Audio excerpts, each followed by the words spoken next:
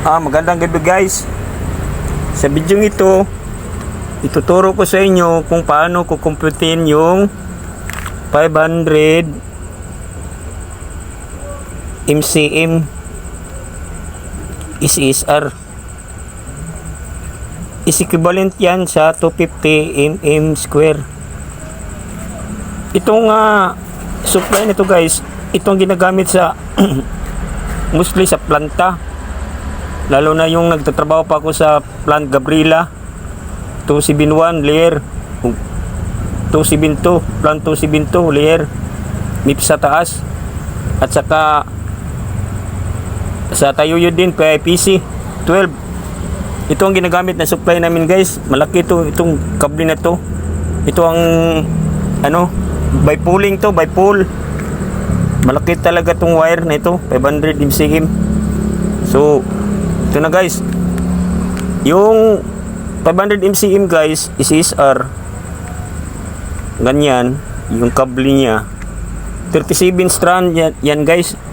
1, 2, 3, 4, 5, 6, 7, 8, 9, 10, 11, 12, 13, 14, 15, 16, 17, 18, 19, 20, 21, 22, 23, 24, 25, 26, 27, 28, 29, 30, 31, 32, 33, 34, 35, 36, 37. 37 yan guys ang laman dyan sa 250 mm square. 37 strand yan, 37 strand yan yung laman nya. So ang tanong yan guys, kung magkano to ang diameter nya sa iyang strand.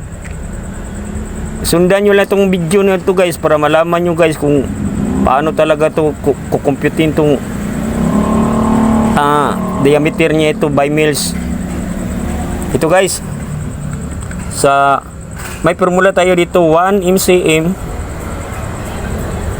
is equivalent to 1,000 circular mil.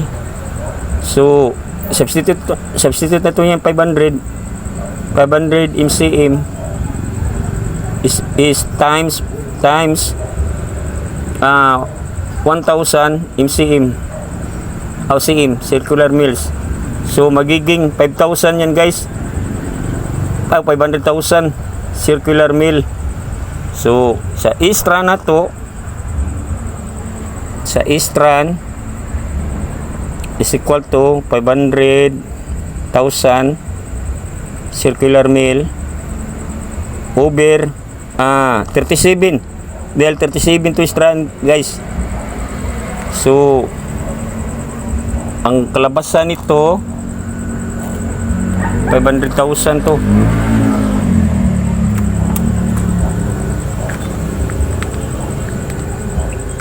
So 500,000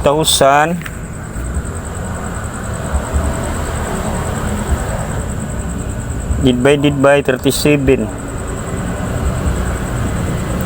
So 13,500, 13.5 circular mils. 13,513.5